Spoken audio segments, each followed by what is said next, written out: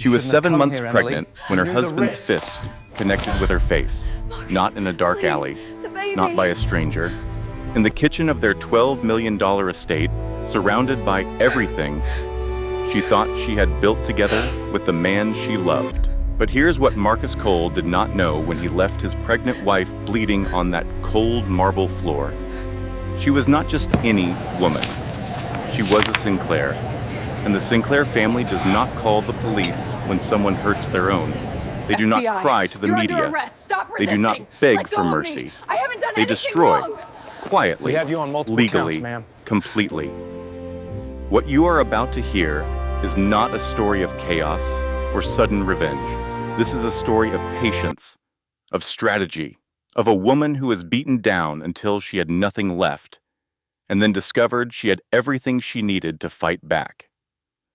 You will watch a billionaire CEO lose his company, his fortune, and his freedom. You will watch his mistress, the woman who spent 3 years destroying a marriage from the inside, get arrested at an airport trying to flee the country with stolen millions. And you will watch Emily Sinclair rise from that kitchen floor and become something her husband never imagined she could be. Unstoppable. Stay with us until the end.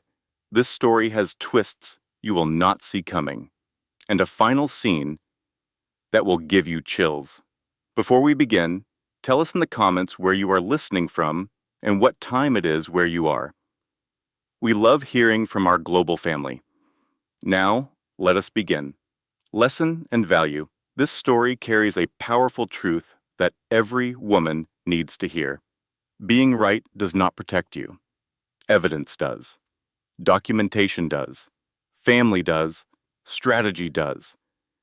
If you are in a situation where someone is making you feel crazy, making you feel small, making you feel like you deserve their cruelty, this story will show you exactly how to fight back. Not with anger, not with chaos, but with patience, precision, and the absolute refusal to disappear. The value of this story is not entertainment. It is education disguised as drama. Every strategy Emily uses, every mistake Marcus makes, every twist in this battle contains lessons that could save someone's life. Listen carefully, take notes if you need to, and share this with any woman who might need to hear it. Meaning of the story. This is ultimately a story about identity, about a woman who forgot who she was because someone spent years convincing her she was worthless, and about the moment she remembered that she was never weak. She was just made to believe she was. It is a story about the difference between power and strength. Marcus Cole had power. Money, lawyers, connections, influence. But Emily Sinclair had strength, the kind that comes from knowing who you are and refusing to let anyone take that away. And it is a story about justice, not the loud, dramatic kind you see in movies. The quiet kind. The kind that comes from preparation and patience and letting your enemies destroy themselves while you simply document the destruction. The message is simple, but important. You are not broken when you fall. You are just getting ready to stand up. And when you do, you will be stronger than you ever imagined. The evening light filtered through floor-to-ceiling windows, casting long shadows across the marble floors of the Cole estate. It was the kind of light that photographers called golden hour, the kind that made everything look soft and beautiful and full of promise. But Emily Sinclair Cole had stopped noticing beautiful things months ago. She stood in the kitchen she had designed herself 3 years earlier, stirring a pot of butternut squash soup that her husband would not eat. Marcus had stopped eating her cooking around the same time he stopped looking at her when she spoke. Around the same time, his business trips doubled in frequency. Around the same time, she started feeling like a ghost in her own home. 7 months pregnant with twins, Emily moved carefully around the kitchen island, one hand occasionally drifting to the curve of her belly, where 2 lives grew in the silence of her body. The babies had been active today, kicking and rolling and reminding her that she was not alone, even when she felt invisible. She had spent the afternoon organizing photographs on her phone, a task she had been putting off for months. Their wedding day in Napa Valley, 5 years ago, when Marcus had looked at her like she was the only woman in the world. The honeymoon in Positano, where he had promised her everything, where they had stayed up until dawn, talking about the future they would build together. Her swearing-in ceremony as an attorney, back when she still believed her career mattered more than being the perfect wife. Looking back now, I can see the signs I missed.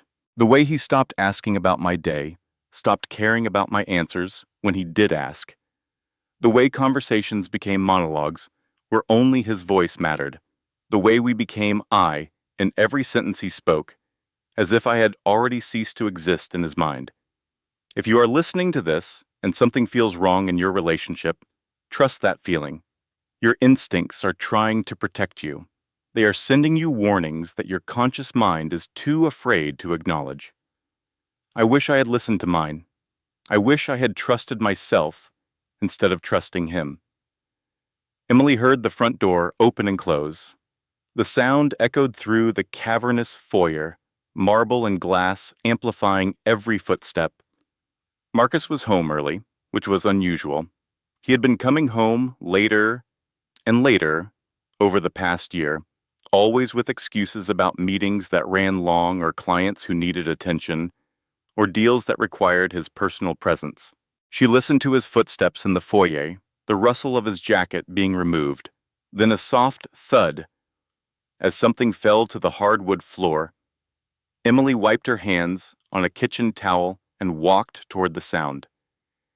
She found Marcus already disappearing down the hallway toward his study, his shoulders tight with tension she had learned not to question.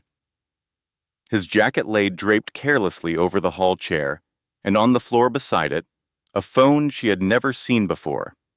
Not his usual phone, the one she knew, the one with the cracked corner from when he dropped it at a charity gala 2 years ago. This was different, newer, a second phone. She picked it up without thinking, without any intention of snooping. She was simply going to put it somewhere safe, return it to his jacket pocket, be the helpful wife she had trained herself to become. The screen illuminated with a message notification. The name at the top made her stomach clench into a cold, hard knot. Vanessa Blake. Emily knew that name. She had heard it mentioned at company events, had seen the woman across crowded ballrooms, senior vice president of development at Coal Industries, blonde, polished, ambitious, the kind of woman who wore confidence like designer clothing. The message preview showed enough to stop Emily's breath. Cannot wait for our trip to Aspen. Finally, just us. She will not suspect anything. Emily's hands trembled as she swiped to unlock the phone. No passcode. Marcus had always been careless about security, always assumed his charm would protect him from consequences. She scrolled through the message history, her heart pounding louder with each revelation.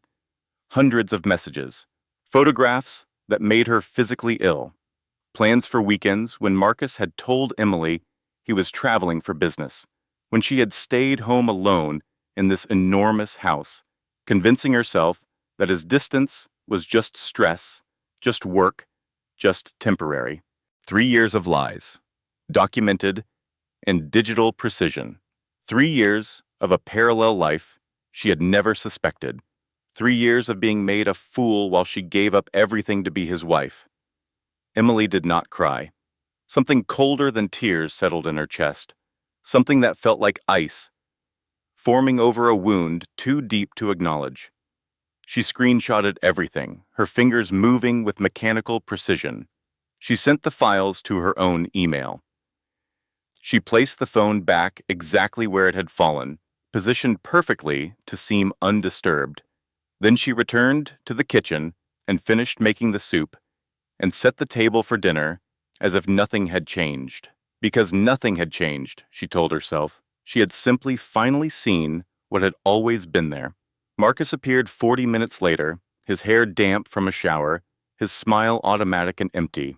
He wore the charcoal sweater she had given him last Christmas, the one she had spent weeks selecting, and the sight of it now made her stomach turn. He sat across from her at the dining table and talked about his day, about deals and meetings and people who did not matter. His voice washed over her like white noise, familiar and meaningless. Emily listened and nodded and made appropriate sounds of interest, all while studying this stranger she had married. When did he become this person? Or had he always been this person, and she had simply refused to see it? When Marcus paused to take a bite of the soup he had not complimented, Emily spoke. "Who is Vanessa Blake?" The temperature in the room dropped by 10 degrees. Emily watched the transformation happen in real time. Marcus set down his spoon with deliberate care, the metal clicking against porcelain in a sound that seemed impossibly loud. His eyes, which had been soft with practiced affection moments ago, turned to stone. "You went through my things," he said. It was not a question. It was an accusation. "Your phone fell out of your jacket." "But that is not really the point, is it, Marcus?" The argument that followed was not loud at first. Marcus was skilled at deflection, at turning accusations into attacks, at making her feel crazy for noticing things that were obviously true. He questioned her mental state. He blamed pregnancy hormones. He suggested she was imagining things, creating drama where none existed. "You have been so emotional lately," he said, his voice dripping with false concern. "I think the pregnancy is affecting your judgment. Maybe we should talk to your doctor about adjusting your medications." "I am not on any medications," Emily said quietly. "And I read the messages, Marcus. 3 years of messages, photographs, plans. That is not my imagination. That is not pregnancy hormones. That is you lying to me for our entire marriage." Marcus stood up from the table. He paced the dining room like a caged animal, his composure cracking with each circuit. Emily remained seated, her hands folded over her belly, watching him unravel. "You do not understand the pressure I am under," he said, his voice rising. "You sit here in this house all day, doing nothing, while I build an empire. You have no idea what that takes, what sacrifices it requires." "Sacrifices," Emily repeated. "Is that what you call her? A sacrifice?" Something shifted in Marcus's face. The mask of the charming businessman, the devoted husband, the man she had fallen in love with, fell away completely. What remained was something Emily had glimpsed before in small moments. A flash of contempt when she disagreed with him, a cold anger when she failed to meet his expectations. She had always explained it away, always found excuses. There were no excuses left. "You do not get to interrogate me," Marcus said, his voice low and dangerous. "I built this life. I provide everything you have. The house, the cars, the clothes, the lifestyle. Everything. And this is the thanks I get? Accusations based on a misunderstanding?" "I read the messages, Marcus. 3 years of messages. That is not a misunderstanding. That is a choice you made every single day for 1,000 days." He crossed the room in 3 quick strides. Emily pushed back from the table, but her pregnant body was slow, awkward, unable to move fast enough. His hand connected with her face, the impact sending shockwaves through her skull. The world tilted. She stumbled sideways, her hip catching the edge of the marble counter. Pain exploded through her abdomen as she crumpled to the floor, her arms instinctively wrapping around her belly to protect the babies inside. For a moment, she could not breathe. The world reduced itself to pure sensation, cold marble beneath her cheek, smooth and hard and uncaring, hot pain radiating from her stomach in waves that made her vision blur. The distant sound of her own heartbeat thundering in her ears like a warning drum. Marcus stood over her, chest heaving, his expression not horrified or apologetic, but irritated, inconvenienced, like she was a mess he would have to clean up, a problem he would have to solve. "Look what you made me do," he said. "You always push too far, Emily. You always have to keep talking when you should just be quiet. This is your fault. You understand that, right? This is your fault." He stepped over her body like she was a piece of furniture in his way. His footsteps echoed through the house, growing fainter as he walked away. The front door slammed. An engine started outside. Tires crunched on the gravel driveway as he drove away from the woman he had vowed to love and protect. Emily lay on the kitchen floor, alone in the house they had built together, and felt something wet spreading beneath her. She could not tell if it was blood or something worse. Her arms tightened around her belly, protective and desperate and terrified. In that moment, I was not a Sinclair. I was not an attorney. I was not even a wife anymore. I was just a body on the floor that no one was coming to save. The marble was so cold beneath my cheek, and the house was so quiet. And I realized with terrible clarity that I had spent 5 years making myself smaller and smaller until I had almost disappeared completely. But I also realized something else. Something that changed everything. If I did not save myself, no one would. Not Marcus. Not the system. Not anyone. The only person who could get me off this floor was me. She reached for her phone, which had fallen from her pocket during the fall. Her fingers shook so badly it took 3 attempts to unlock the screen. She scrolled through her contacts, past names she had not called in months, past the friends Marcus had slowly separated her from, past the family she had been too ashamed to confide in. She stopped at her brother's name, Daniel Sinclair. He answered on the second ring, his voice alert despite the late hour. Daniel had always been like that, always ready, always watching. The military had trained that into him, and nothing had trained it out. "Emily, what is wrong?" She took a breath that hurt all the way down, that made the pain in her abdomen flare like fire. "Daniel, I need help." He hit me. The silence on the other end lasted exactly 2 seconds. Emily could almost hear her brother's mind processing, strategizing, preparing. "Do not move," he said, his voice steady and certain. "I am on my way." Emily let the phone fall from her hand. She stared at the ceiling of her beautiful kitchen, the one she had designed with such hope and care, with granite countertops and custom cabinets and a view of the garden she never had time to tend. The twins moved inside her. Small flutters against the pane, tiny protests against the violence that had invaded their world. They were still alive. They were still fighting. She had 2 heartbeats, depending on her decisions now, 2 lives that would inherit whatever future she built from these ashes. The thought gave her something to hold on to in the darkness, a reason to breathe through the pain, a reason to wait for help instead of giving up. She was not just fighting for herself anymore. The ambulance arrived 18 minutes after Daniel called.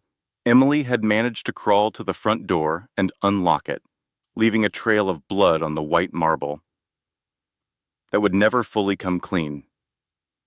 The paramedics found her there, slumped against the wall, one hand pressed to her stomach and the other reaching toward the night air like she was trying to escape, even as her body refused to move. The ride to St. Catherine's Hospital blurred together in fragments. Flashing red lights painting the inside of the ambulance, gentle hands checking vitals, asking questions, taking notes. The scratch of a pen on a clipboard as someone documented the obvious injuries. The cold press of a fetal heart monitor against her belly, searching for the sounds that would tell her if the babies had survived their father's rage. "Are they okay?" Emily asked, her voice thin and reedy and nothing like her own. "Please. Are they okay?"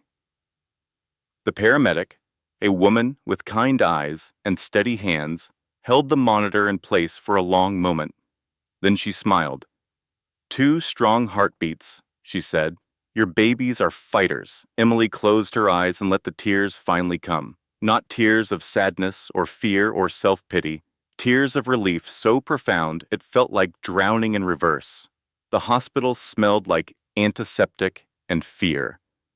Emily was admitted immediately. Her condition flagged as high risk due to the pregnancy and the nature of her injuries. They put her in a private room with a view of the parking lot, which seemed appropriate somehow, a view of escape routes, a view of the world she had been locked away from.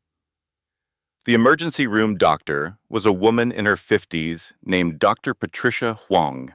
She had silver-streaked hair, pulled back in a practical ponytail, and the kind of face that had seen too much suffering to be surprised by any of it.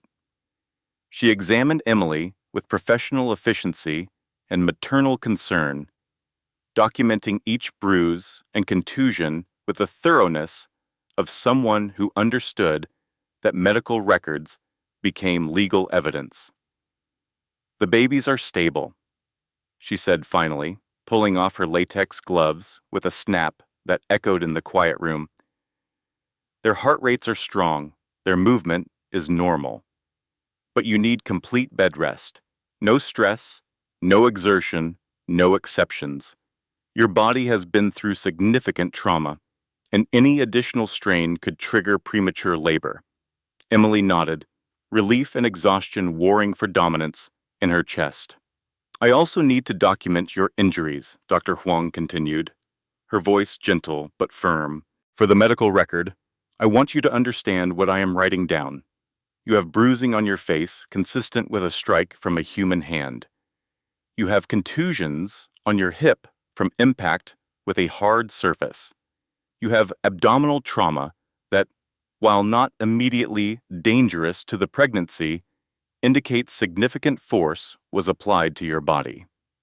She paused, meeting Emily's eyes directly. These injuries are consistent with physical assault. I can arrange for someone from social services to speak with you.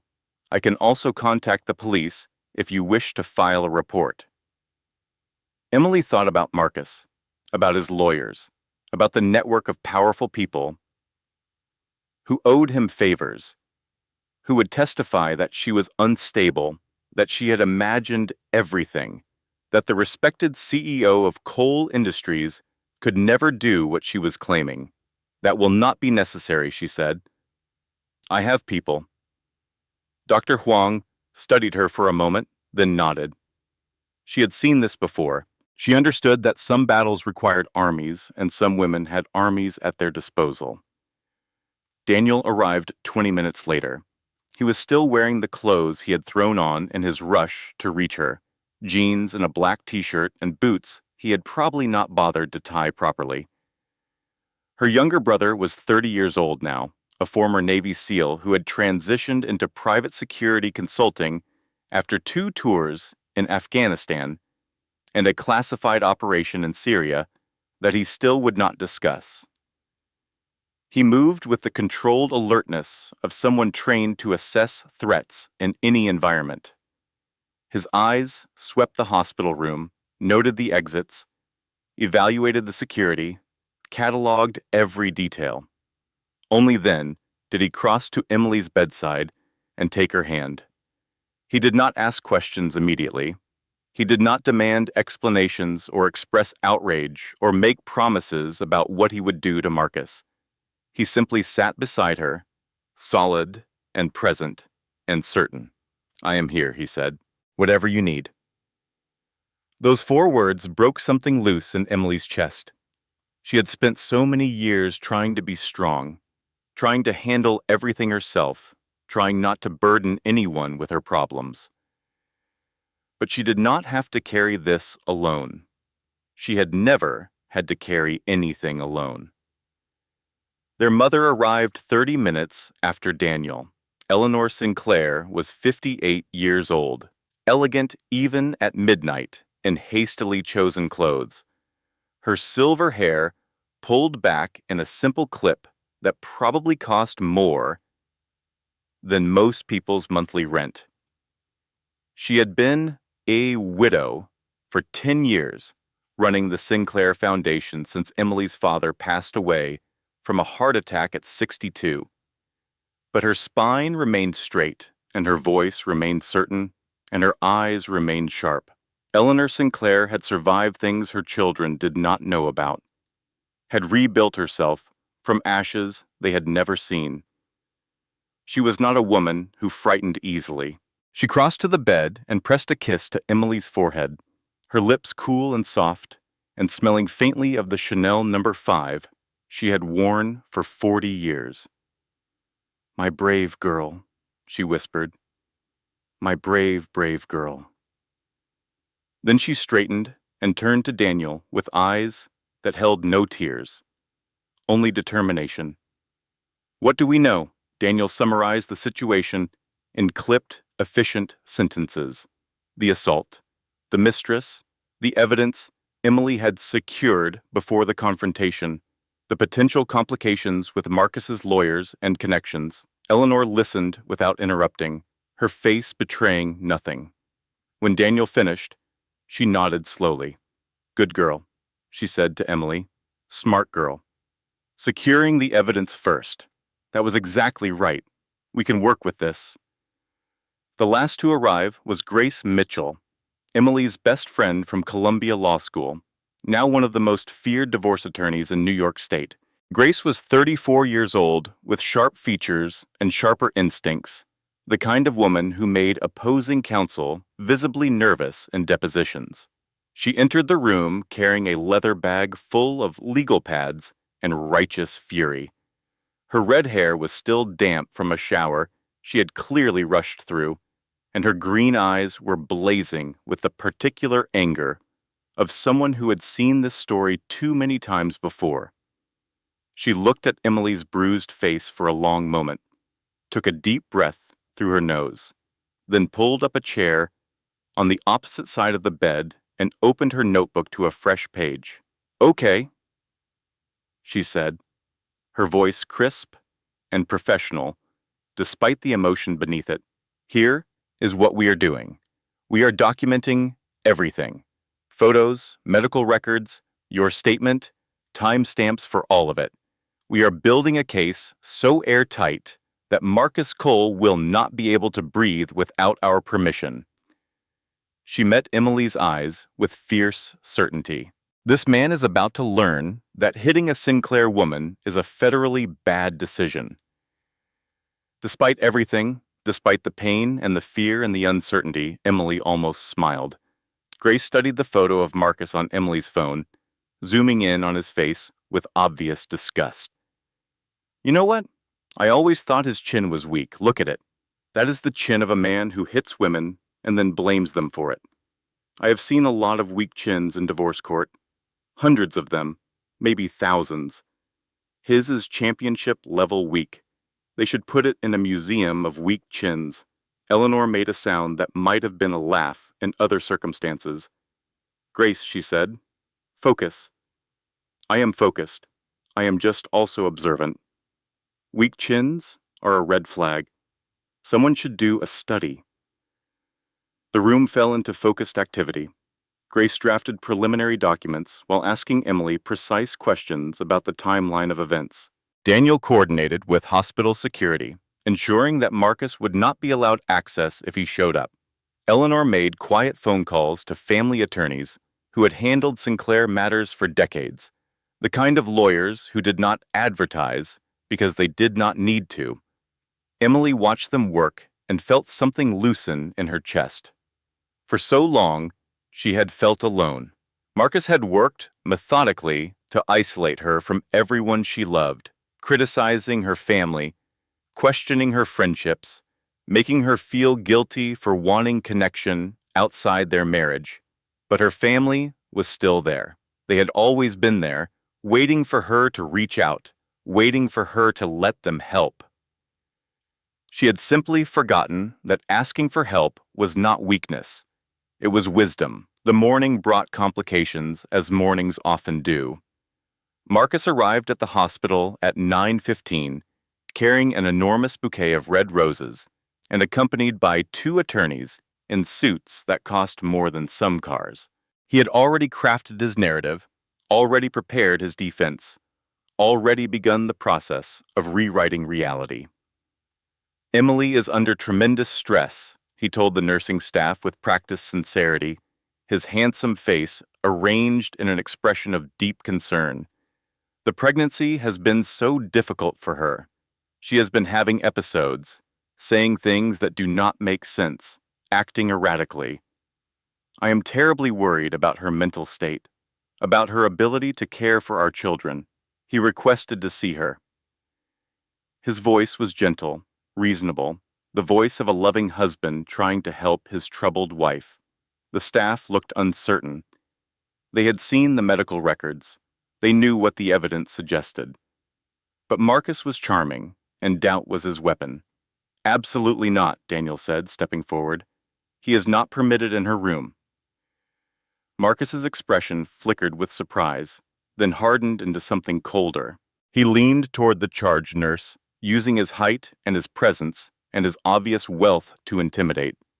My wife is clearly not in a position to make rational decisions right now. She needs her husband. She needs me to help her through this difficult time. Your wife, Daniel interrupted, his voice flat and dangerous, has a protective order pending. You can speak to her through her attorney or not at all. If you attempt to enter her room, I will remove you myself. And I should warn you that I am very, very good at removing people. The standoff lasted several uncomfortable minutes before hospital administration intervened. Marcus was escorted to a waiting area while calls were made and policies were consulted. Eventually, citing the pending legal situation and the clear documentation of injury, he was asked to leave the premises. But the damage had already begun. Seeds of doubt had been planted. Questions were being asked. That afternoon, Grace returned from the courthouse with troubling news. She closed the door to Emily's room and spoke in a low voice. The emergency protective order was approved. That is the good news. But there is something else happening here that concerns me.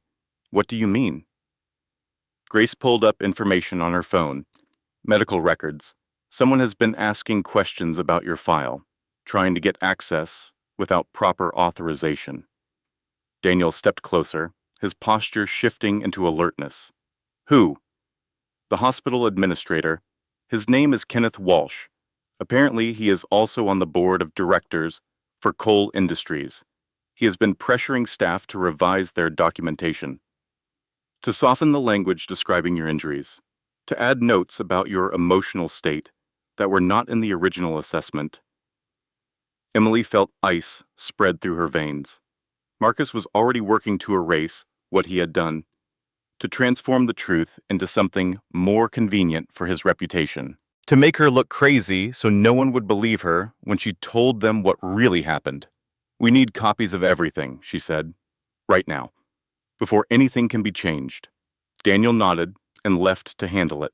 Grace began making calls, her voice sharp with legal authority as she demanded certified copies of all documentation with timestamps and chain of custody verification.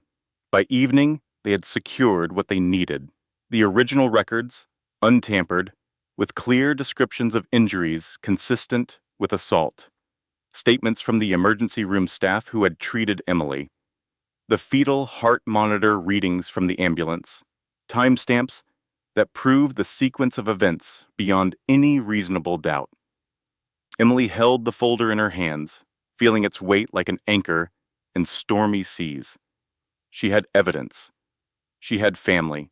She had legal representation. I thought the hardest part was over. I thought the system would protect me now that I had taken the first step. I thought Marcus would face consequences, and I would move forward with my life, and my babies would grow up safe and loved and far away from their father's violence. I was so painfully naive. The hardest part had not even begun. The hearing took place 2 weeks after the assault, in a courtroom on the 14th floor of the county courthouse. Emily had followed every instruction from Grace, every recommendation from her doctors: bed rest, Minimal stress, healthy food, quiet environments. She wore a simple navy dress that accommodated her growing belly. Conservative and appropriate, designed to project competence and credibility. Grace had helped her choose it during a video call, rejecting 6 other options as too casual, too formal, too attention-seeking. The courtroom smelled like old wood and anxiety. Emily sat at the plaintiff's table with Grace beside her, documentation organized in careful folders arranged by date and category. Daniel sat in the gallery behind them, close enough to reach if needed. Eleanor sat beside him, her posture perfect, her face revealing nothing. The judge was a man in his 60s named Harold Patterson. He had silver hair, wire-rimmed glasses, and a reputation for strict procedural adherence. Emily did not know him personally, which Grace had said was probably good. Impartiality was what they needed. Evidence would speak for itself.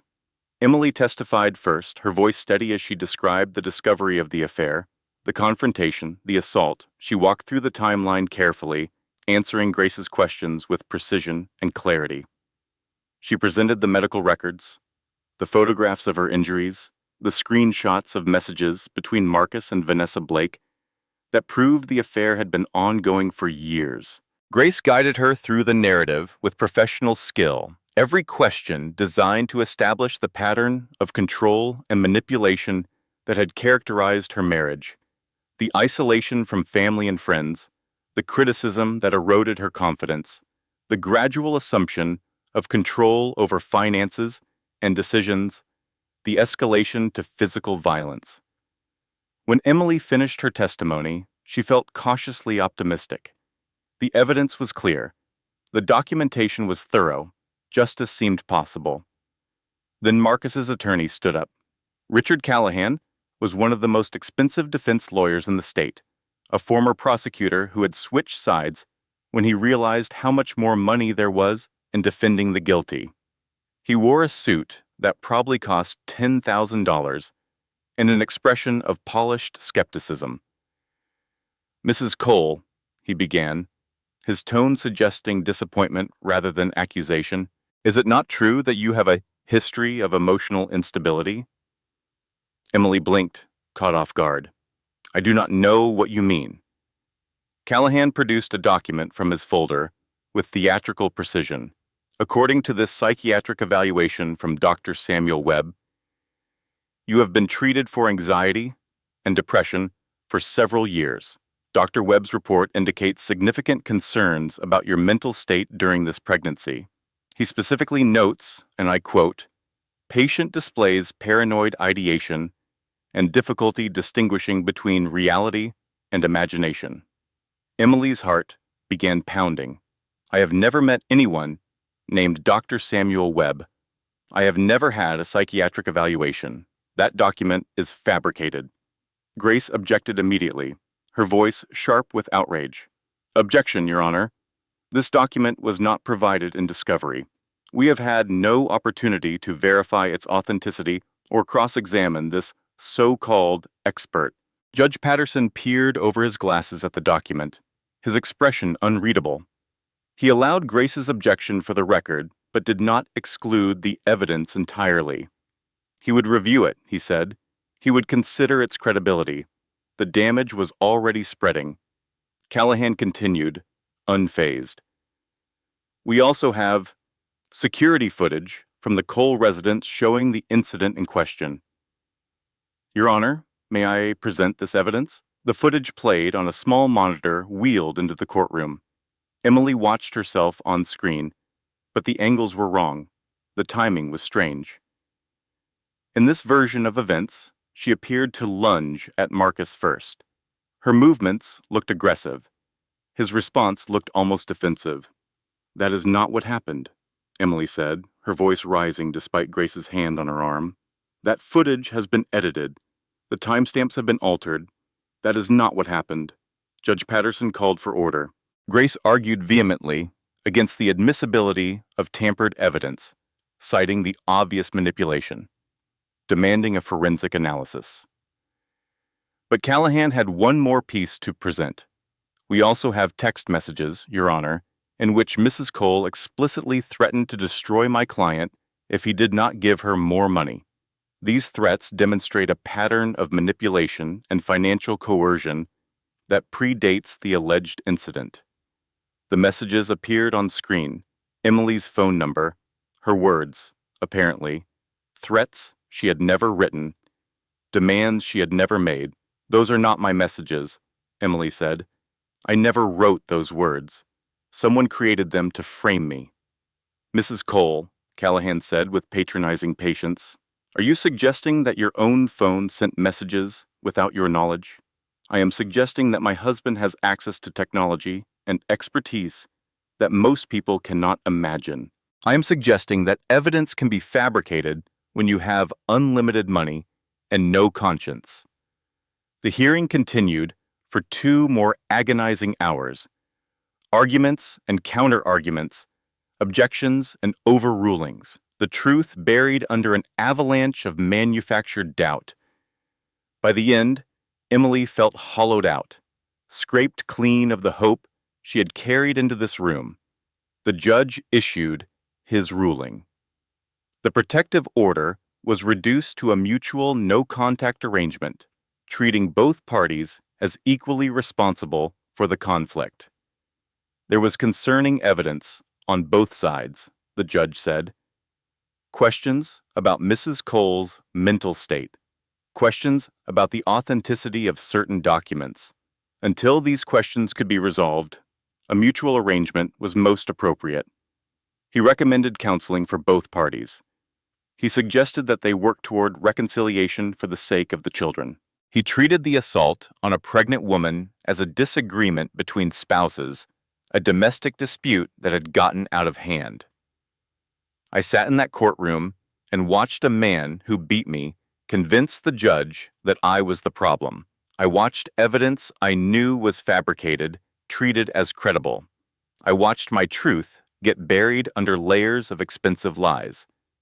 And I realized something terrifying that day. Being right does not matter if you cannot prove it.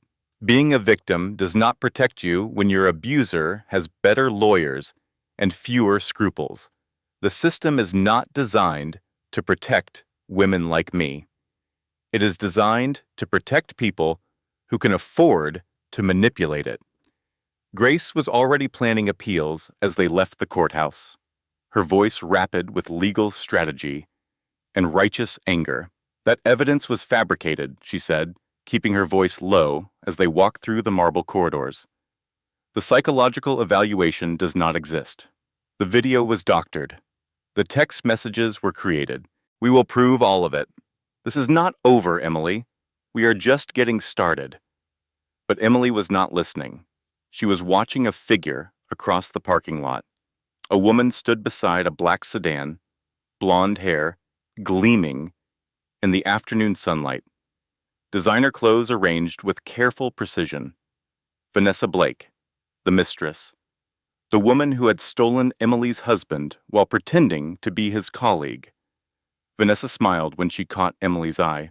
It was not a smile of triumph exactly, not the gloating expression of a rival who had won. It was something colder, more calculated. The smile of someone who had been waiting for this moment, who had planned for this moment, who had orchestrated this moment. That smile stayed with Emily for days afterward, appearing in her dreams, haunting her waking hours. There was something wrong about it, something that suggested Vanessa Blake was not just a mistress caught up in an affair. She was something else entirely, something more dangerous. The following week brought confirmation. Victoria Sinclair called Emily on a Tuesday afternoon. Emily's older sister was 45 years old and ran the Sinclair Foundation alongside their mother. More importantly, Victoria moved through high society with the ease of someone born to it, attending charity galas and board meetings and private dinners where secrets flowed as freely as champagne. She knew everyone worth knowing in their circles, and she knew most of their secrets. I had drinks with Margaret Chin last night, Victoria said, her voice careful. Margaret sits on the board of the Peterson Gallery with Vanessa Blake. They have known each other for years. And Margaret told me something interesting. What? Victoria paused. Apparently Vanessa has been telling people a very particular story about you. For months now, maybe longer. She has been saying that you had an affair with your former law partner. That Marcus only found out recently. That the twins might not even be his children. Emily felt the room tilt around her. That is insane. I have never been unfaithful. Not once. Not ever. I barely spoke to David after I left the firm. Marcus was the one who insisted I stop working, who insisted I stop maintaining professional relationships. The idea that I somehow managed to have a secret affair while living under his constant surveillance is absurd. I know that. You know that. But Marcus apparently believes it, or at least he believed it enough that his behavior changed. Vanessa has been feeding him this story for months, maybe years, turning him against you, making him suspicious of everything you do, convincing him that you were the unfaithful one while she was the loyal alternative. The realization settled into Emily's bones like ice water, cold and heavy and clarifying. This was not just an affair. Vanessa Blake was not a woman who had fallen for a married man and lost her moral compass. She had been waging a calculated campaign to destroy Emily's marriage from the inside. She had manipulated Marcus's insecurities. She had fabricated evidence of Emily's supposed infidelity. She had positioned herself as the sympathetic alternative, the woman who truly understood him, the partner he deserved. The violence that night in the kitchen was not spontaneous, Emily said slowly, working through the logic. It was not Marcus losing control because I confronted him about the affair. No, Victoria agreed. He attacked you because he believed you had been betraying him for years, because Vanessa had convinced him that you were the villain in this story, and she was the victim. Everything that happened that night was exactly what she wanted. Emily closed her eyes and saw Vanessa's smile again. That cold, calculating smile in the courthouse parking lot. She had planned this, all of it, from the beginning. The first catastrophe arrived by certified mail on a gray Thursday morning. Emily had been staying at the Sinclair family estate since her release from the hospital, occupying the childhood bedroom she had left 15 years earlier for college and never truly returned to. The walls were still painted the soft blue she had chosen at 16. The bookshelves still held her law school textbooks and her favorite novels from high school. It felt like stepping backward in time, like regression rather than refuge. The letter came with the Morning Post, delivered by a staff member who did not know what it contained. The envelope was heavy cream paper, the letterhead embossed with elegant typography. The Sinclair Foundation, the organization Emily had helped build alongside her mother and sister. The charitable foundation that had been part of her identity since her father established it 30 years ago. She opened it with trembling hands. Dear Mrs. Cole, after careful consideration of recent events and the potential reputational implications for our organization, the Board of Directors has voted to terminate your position effective immediately.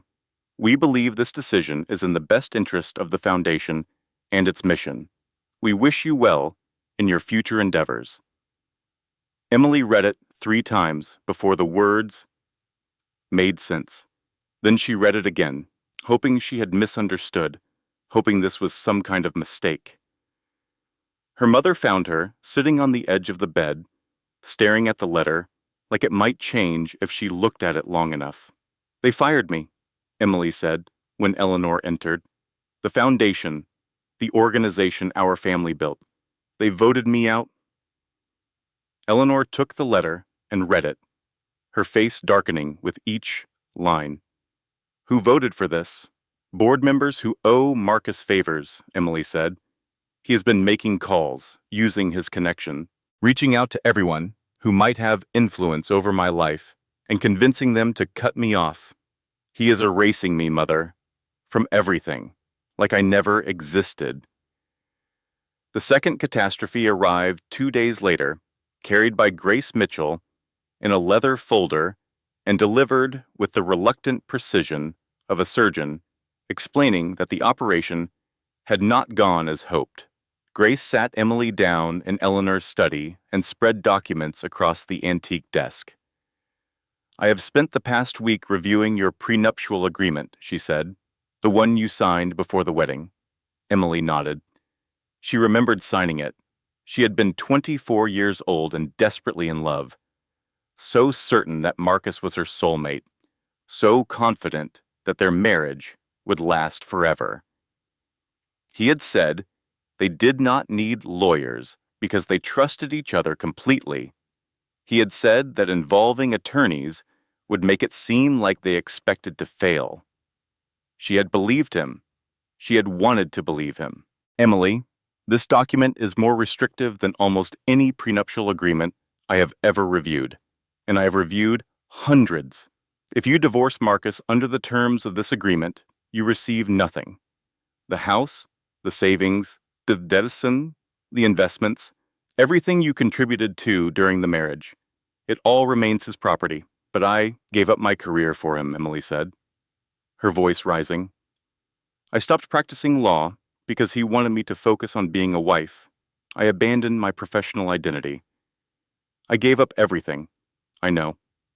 Grace's voice was gentle, but honest, and that is actually something we can potentially work with. The agreement was signed without you having independent legal counsel. That is grounds for invalidation. We can argue coercion.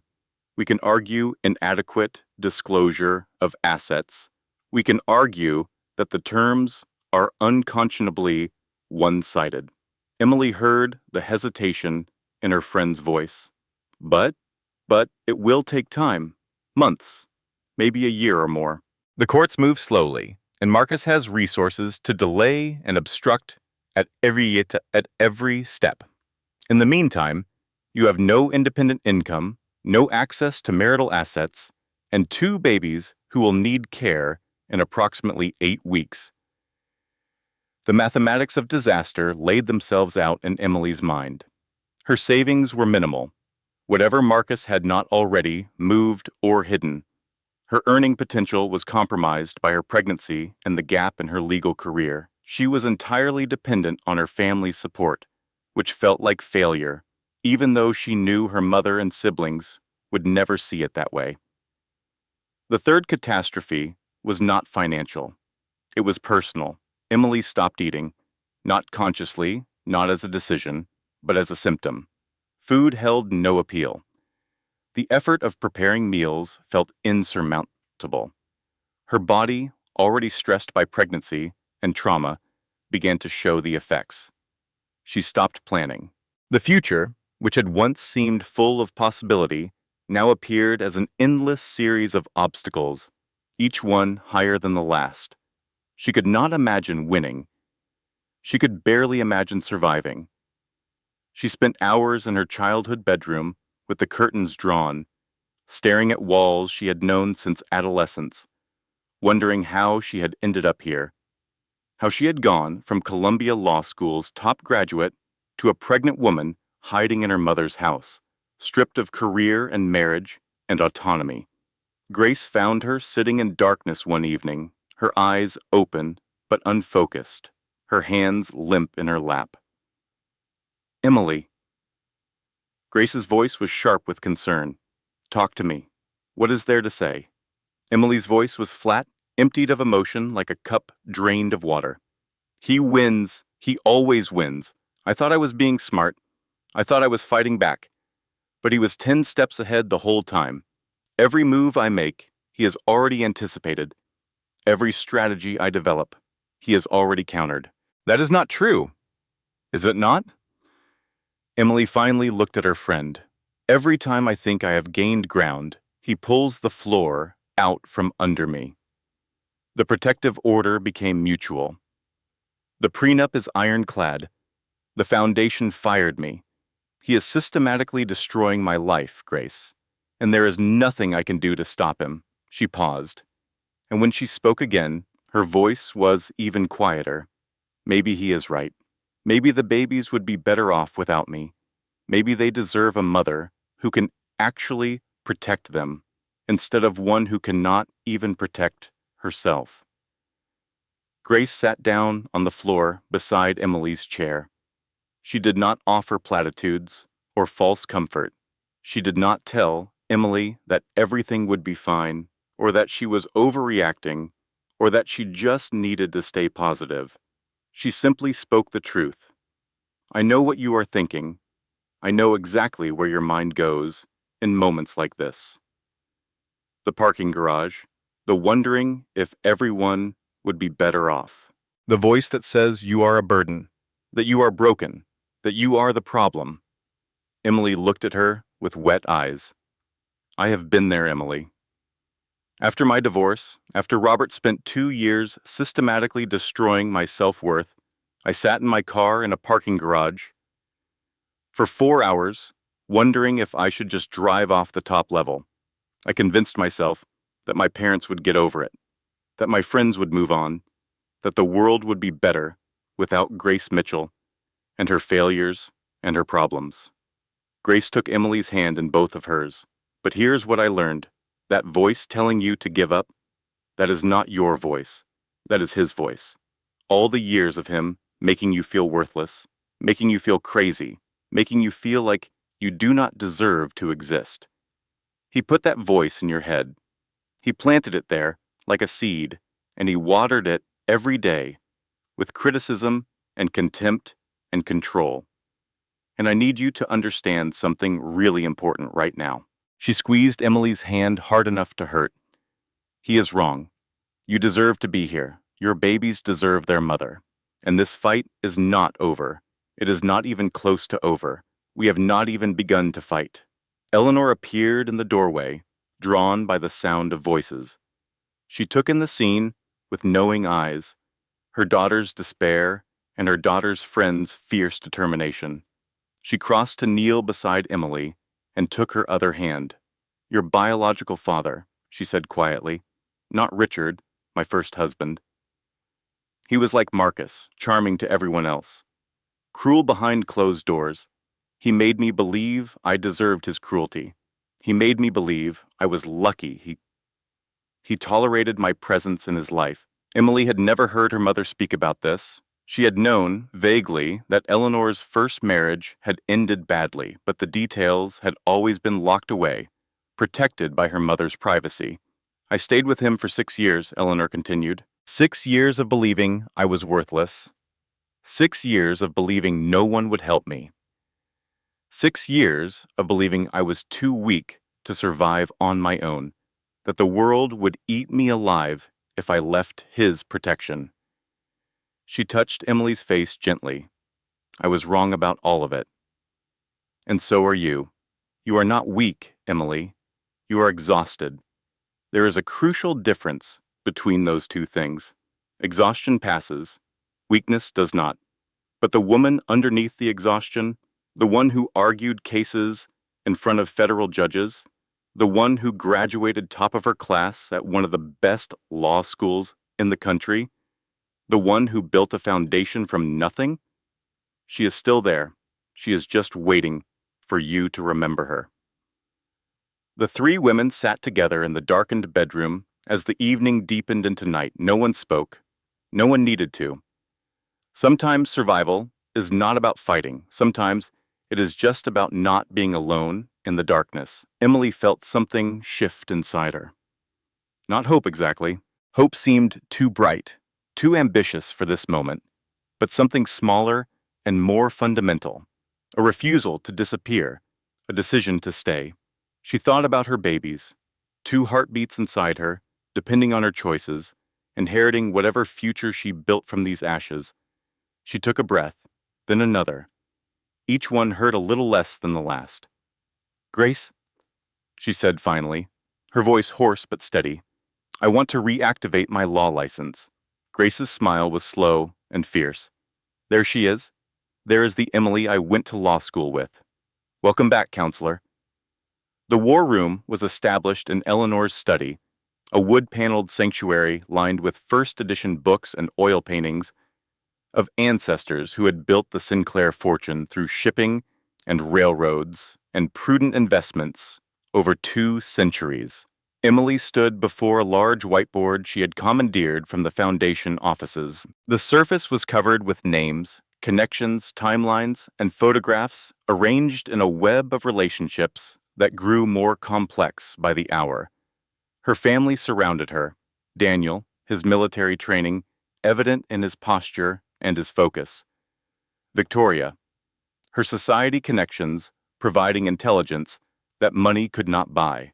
Eleanor, her wisdom and resources, providing the foundation for everything else. Richard Sinclair III joined via video conference from his office in Manhattan, his face displayed on a laptop propped on the antique desk. The eldest Sinclair sibling was 48 years old and ran Sinclair Holdings, the family's primary investment vehicle. His net worth made Marcus Cole's fortune look like pocket change, and his connections reached into every corner of the American business establishment. Emily began with what they knew. Marcus built Cole Industries using Sinclair connections. Every major deal in his first 5 years came through our father's network. Introductions, references, partnerships that would never have happened without the Sinclair name opening doors. He has been taking credit for my work and my family's relationships for over a decade. She pointed to a photograph of Vanessa Blake pinned to the whiteboard, and this woman has been systematically destroying my reputation and my marriage for at least 3 years. She fabricated evidence of an affair I never had. She convinced Marcus the twins are not his children. She turned my husband into a weapon and aimed him directly at me. Daniel spoke next, his voice crisp with intelligence, briefing, precision. I have had surveillance on both of them since the hospital. Vanessa has been meeting with Marcus's CFO after hours. Not romantic meetings, business meetings. Lots of documents changing hands.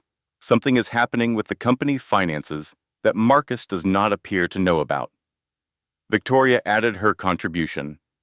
I have been talking to people, carefully, discreetly, through social channels that cannot be traced back to us. And I have learned something disturbing. There are at least 3 other women Marcus has handled before Emily. Assistants, colleagues, 1 woman from college. Each relationship followed the same pattern. Control, abuse, settlements, non-disclosure agreements, careers that mysteriously collapsed afterward. Emily felt sick, but she forced herself to focus. So I am not the first, she said. No, you are just the first one with the resources to fight back. Richard's voice came through the laptop speaker. I have had my financial people looking at Cole Industries, quietly, through channels that look like routine market research. His debt load is significantly higher than anyone outside the company knows. He has been leveraging everything to fund expansion projects that are not performing as projected. 1 major client pulls out. 1 significant loan gets called, and the entire structure collapses. Emily absorbed this information. Her legal mind was finally re-engaging after months of paralysis, seeing patterns and possibilities instead of just threats. We need more, she said. The other women. Can we find them? Can we convince them to help? Victoria nodded slowly. I have names. 3 of them.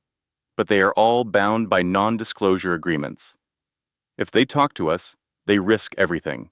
Their settlements, their privacy, potentially criminal liability. Then we approach them carefully. Not to violate their agreements, not to ask them to take risks they cannot afford, but to see if they are willing to share information privately. To help us understand the pattern we are dealing with. The first woman was named Rachel Morrison. Emily found her through careful investigation and a mutual connection from her law school days. Rachel was 45 years old now, a former executive who had worked directly with Marcus in the early days of coal industries. She had been instrumental in building the company's legal framework, according to old records and archived press releases. Then, 12 years ago, she had disappeared from public life. Her career ended abruptly. Her social media presence vanished. A quiet settlement had been negotiated, and Rachel Morrison had moved across the country and never looked back. Emily reached out through the mutual connection, explaining the situation in careful, legal terms. She offered no pressure, no expectations, just a chance to talk if Rachel was willing. Rachel agreed to a phone call. Her voice was steady but haunted, carrying the weight of memories she had spent a decade trying to bury. He told me I was crazy too. The same words, the same gaslighting. He made me believe it for years afterward. I signed that agreement because I was broken, and I just wanted it to end. I wanted to stop being afraid. I wanted to forget. I understand, Emily said softly. I am not asking you to violate anything you signed. I would never put you at legal risk. I just want to know if my experience matches yours. If there is a pattern that can help me protect myself and my children. There is a pattern, Rachel said.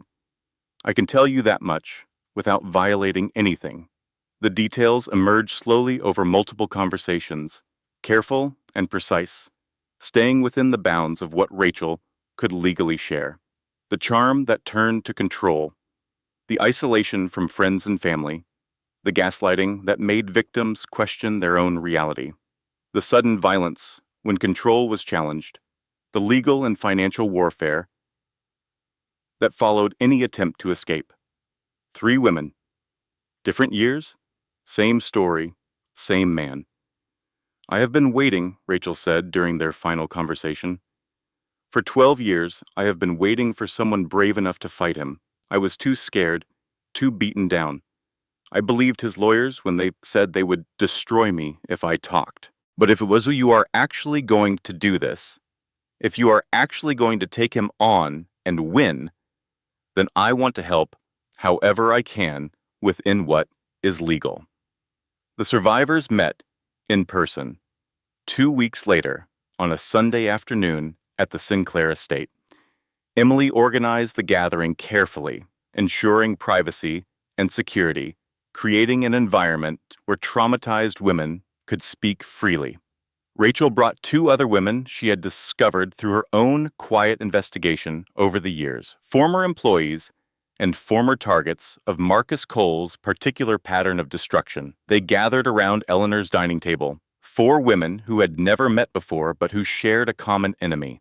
Some cried as they told their stories. Some spoke with cold precision, having processed their trauma into data. All of them carried the weight of experiences they had been forced to bury under legal threats and financial pressure. There is something important I learned during this time, something I want to share with anyone who might be facing a similar situation.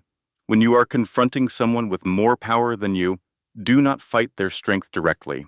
Do not try to match them, resource for resource, lawyer for lawyer, dollar for dollar. You will lose that battle. Instead, find their weakness. Everyone has one. For some people, it is ego. For others, it is greed. For still others, it is the assumption that they are too smart to be caught. Marcus's weakness was all 3. He was arrogant enough to believe I would never fight back. He was greedy enough to make enemies in business, and he was so convinced of his own intelligence that he never imagined anyone could outmaneuver him. That arrogance was the opening I needed. The meeting ended with a plan. The women could not violate their non-disclosure agreements directly, but they could provide guidance, context, intelligence. They could help Emily understand how Marcus operated so she could anticipate his moves before he made them. More importantly, they gave her something she had lost during the long months of abuse and manipulation: belief that she could win. The article appeared in the business section of the Wall Street Journal on a Tuesday morning. Coal Industries is the real estate giant built on a house of cards. The story was written by an investigative journalist who had been tracking commercial real estate for 15 years, a woman with a reputation for meticulous research and unshakable sources. Her reporting detailed financial irregularities, over-leveraged positions, and questionable accounting practices that would make any investor nervous. Anonymous sources within Coal Industries described a culture of pressure and intimidation. Former partners discussed deals that had not performed as promised. Financial analysts questioned whether the company's debt load was sustainable. The article did not mention Emily or the divorce. It did not reference domestic violence or custody disputes. It focused entirely on business practices and financial health. But the implications were devastating. Marcus Coal's stock price dropped 18% in a single trading day. Board members received panicked calls from institutional investors. Banks began quietly reviewing their exposure to Coal Industries' debt. Emily watched the news coverage from her bedroom at the Sinclair estate, her hand resting on her enormous belly. The twins were due in 6 weeks. She felt them move constantly now, restless inside her, as if they sensed the shifting currents of the world they would soon enter. Grace arrived that afternoon carrying champagne for everyone else and sparkling cider for Emily. "I have more good news," she announced, settling into a chair with the satisfied expression of a predator after a successful hunt. "The motion to invalidate your prenuptial agreement has been filed. And I have to say, Emily, I think we have an extremely strong case." She pulled out a document and began outlining the arguments. "First, you signed without independent legal counsel. Marcus specifically discouraged you from consulting an attorney, which courts view as evidence of coercion. Second, there was inadequate disclosure of his assets at the time of signing. We have evidence that he significantly understated his wealth. Third, the terms are unconscionably one-sided, especially given that you gave up a lucrative legal career at his insistence. What does that mean in practical terms? It means that within the next few months, we should be able to have the entire agreement thrown out. You will be entitled to an equitable share of marital assets, which, given his current financial difficulties, might be more complicated than we hoped, but at least you will not walk away with nothing." For the first time in months, Emily allowed herself to feel something like hope. The society dinner was Victoria's idea. A carefully orchestrated return to public life, designed to reclaim the narrative that Marcus had been controlling for months. Emily would appear at the Morrison Foundation Gala, radiant and composed, surrounded by family. She would demonstrate that Marcus Coal had not broken her, that she was still standing, that the Sinclair name still commanded respect. The gown was navy blue, elegant and maternal, designed to showcase her pregnancy rather than hide it. Eleanor helped her with her hair, arranging it in a sophisticated updo that made her look both beautiful and formidable. Grace coached her on responses to inevitable questions, practicing answers until they sounded natural. Daniel would be nearby throughout the evening, invisible but watchful. Victoria would manage social logistics, steering Emily toward allies and away from anyone who might cause problems. The ballroom of the Morrison Foundation headquarters sparkled with crystal chandeliers and candlelight. 500 of the city's most influential people mingled beneath ceilings painted with Renaissance-style murals, their conversations a gentle roar of gossip and business and social maneuvering. Emily entered on her mother's arm and felt every eye in the room turn toward her. The whispers began immediately, rippling outward like waves from a stone dropped in water. But they were not the whispers she had feared. They were not pitying or judgmental or cruel. "Did you see that article about Coal Industries? I always knew something was off about their numbers. I heard the board is considering removing him. Apparently, the institutional investors are furious. Emily was always the smart one in that marriage. Everyone knew it.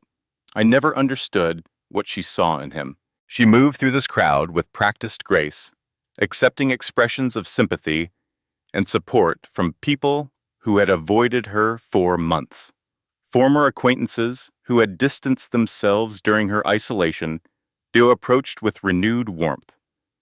The Sinclair name still carried weight in these circles, and Marcus's stumbles had shifted the social calculus entirely. An elderly woman approached Emily near the dessert table, navigating the crowd with the determination of someone who had been attending these events for 60 years. Mrs. Wellington was 83 years old, a society fixture who had buried 4 husbands and outlived them all. She wore diamonds that could have funded a small country and an expression of knowing amusement. "Emily, dear," she said, patting Emily's hand with papery fingers covered in rings, "I always thought Marcus had shifty eyes. My 3rd husband had exactly the same look. Turned out, he was keeping a yacht named after his mistress in the Cayman." Can you imagine? A yacht named after her. Men are simple creatures, really. They think with their yacht clubs. "I never knew that about Mr. Wellington," Emily said, genuinely surprised. "Oh, he was not my 3rd husband. He was my 4th. The 3rd one was the one with the gambling problem. I have had a lot of practice spotting shifty eyes." Emily actually laughed. The sound surprised her, bubbling up from somewhere she had thought was permanently closed. For a moment, standing in that glittering ballroom, surrounded by people who were finally seeing her clearly, she felt almost normal, almost free, almost like the woman she had been before Marcus Cole convinced her she was worthless. She returned to the estate that night feeling triumphant. The evening had been a success. The social tide was turning. The financial pressure on Marcus was mounting. The prenuptial invalidation was proceeding. Everything seemed to be moving in her favor. She slept peacefully for the first time in months, dreaming of the future instead of the past. The nightmare arrived with the morning sun. The envelope had been delivered by courier at 7 in the morning, requiring signature, bearing the stamps of the county court. Inside was a thick stack of legal documents, the kind of paperwork that changes lives. Emily read them in the study, alone, as the household began to wake around her. Her hands shook so badly that the pages rustled like leaves in wind. By the time she finished, she could barely see through the tears. Marcus had filed for emergency custody of the unborn twins. His petition claimed that Emily was mentally unstable, that the Sinclair family was financially manipulating the justice system, that the children would be unsafe in her care. He cited the fabricated psychiatric evaluation. He referenced her isolation from society as evidence of antisocial tendencies. He pointed to the prenuptial challenge as proof of her mercenary intentions. Attached were statements from doctors she had never met, psychological evaluations based on interviews that never occurred, testimony from household staff who had been paid to lie about her behavior, claiming she had been erratic, paranoid, dangerous. The worst part came at the end of the document. A judge had already granted temporary orders. Emily was required to submit to weekly psychological evaluations by a court-appointed psychiatrist. She was prohibited from leaving the state. Her medical decisions regarding the pregnancy would be subject to court oversight. "He was going to take my babies. Not just take them from me, raise them to believe I was the villain. Raise them to believe their mother was crazy, dangerous, unfit. And I would spend the rest of my life trying to prove I deserved to know them." I had felt fear before, after he hit me, after the protective order was reduced, after each catastrophe that seemed designed to destroy what remained of my life. But this was different. This was the kind of fear that makes you understand why some women simply disappear, why they stop fighting and start running, why they accept situations that seem unbearable because the alternative seems impossible. He was threatening to take my children, and in that moment, I understood that there was nothing I would not do to stop him. Emily stopped eating again. She did not make a conscious decision to stop. Her body simply lost interest in food. The sight of meals made her nauseous. The effort of lifting a fork felt insurmountable. Her pregnancy required calories and nutrients, and she understood this intellectually, but understanding and doing were different things. She stopped planning. The future, which had seemed full of possibility just days ago, now appeared as an endless corridor of locked doors. Every path forward led to a wall. Every strategy she could imagine had already been countered by Marcus and his unlimited resources. She stopped leaving her room. The outside world felt threatening, full of eyes that might be watching her, judging her, documenting her behavior for the next court filing. Even the Sinclair estate, which should have been safe, felt like a prison. Grace found her at 3 in the morning, in the nursery Eleanor had prepared. Emily sat in the rocking chair that had been her grandmother's. Oh, staring at empty cribs that might never hold her children. Emily.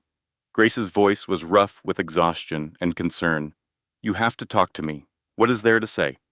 Emily's voice was hollow, emptied of everything that had made her Emily. She sounded like a recording, like an echo of a person who had already disappeared. He wins. He always wins. I thought I was being smart. I thought I was fighting back. But every move I made, he had already anticipated. Every strategy I developed, he had already countered. He has unlimited money, unlimited lawyers, unlimited lies. And I am just tired. I am so tired, Grace. We are all tired. But tired is not the same as defeated. Is it not? Every time I think I have gained ground, he pulls the floor out from under me.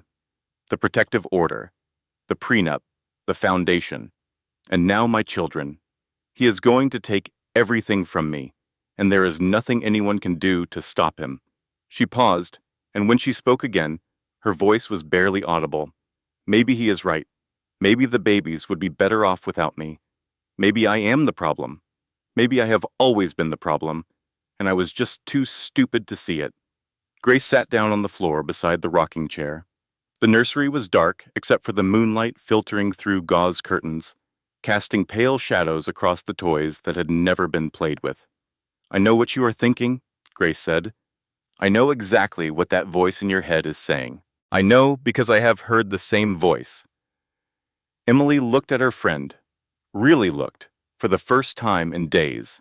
After my divorce, after Robert spent 2 years systematically destroying my confidence, I sat in my car in a parking garage for 4 hours. I was on the top level. I knew exactly how fast I would have to drive to go through the barrier. I had calculated the physics.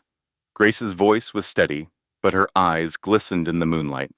I convinced myself that everyone would be better off, that my parents would grieve but move on, that my friends would remember me fondly and then forget, that the world had too many people anyway, and one less failed lawyer would not make any difference. What stopped you? A phone call. My mother called to ask what I wanted for my birthday. She was so excited about the party she was planning, and I realized that if I went through that barrier, I would be giving Robert exactly what he wanted. He wanted me to disappear. He wanted me to stop existing so he could rewrite the story of our marriage without my version getting in the way. She took Emily's hand in both of hers. That voice telling you to give up? The one that says the babies would be better off without you? That is not your voice. That is Marcus's voice. All the years of him making you feel worthless, making you feel crazy, making you feel like you do not deserve to exist. He planted that voice in your head. He watered it every day with criticism and contempt and control. He cultivated it like a gardener cultivates poison ivy. And I need you to understand something really important right now. Grace squeezed Emily's hand hard enough to hurt, hard enough to break through the numbness. He is wrong. You deserve to be here. Your babies deserve their mother, not a perfect mother. Not a mother who never makes mistakes or never feels afraid. A mother who fights for them. A mother who refuses to give up. A mother who survives. Emily felt something crack inside her chest. The ice that had been forming there, protecting her from feeling anything, started to splinter. I do not know how to fight this, she whispered. I do not know how to win against someone who has already taken everything. You do not have to know yet.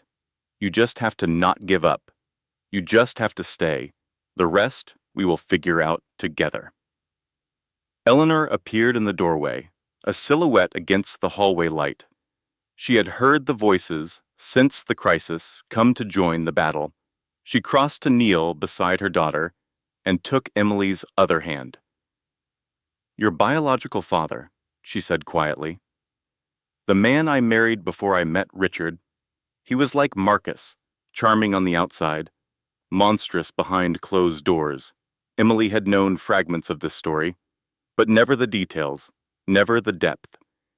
He told me every day that I was worthless, that no one else would ever want me, that I should be grateful he tolerated my existence, and I believed him. For 6 years, I believed every word. I thought I deserved his cruelty because I was not smart enough, not beautiful enough, not good enough to deserve kindness. When did you stop believing? When I got pregnant with Victoria. Something changed when I felt her moving inside me. I realized I was not just surviving for myself anymore. I was surviving for her. And the mother I wanted to be was not a woman who let a man destroy her. She touched Emily's face, her fingers gentle, against her daughter's tear-stained cheek. You are not weak, Emily. You are exhausted. There is a difference. Exhaustion passes. Weakness is permanent. And you, my daughter, are not permanent in your pain. This will end. We will end it together. The three women sat in the nursery as the night deepened toward dawn. They did not speak much. They did not need to. Sometimes survival is not about fighting. Sometimes it is just about not being alone when the darkness feels infinite. The breakthrough came 2 days later.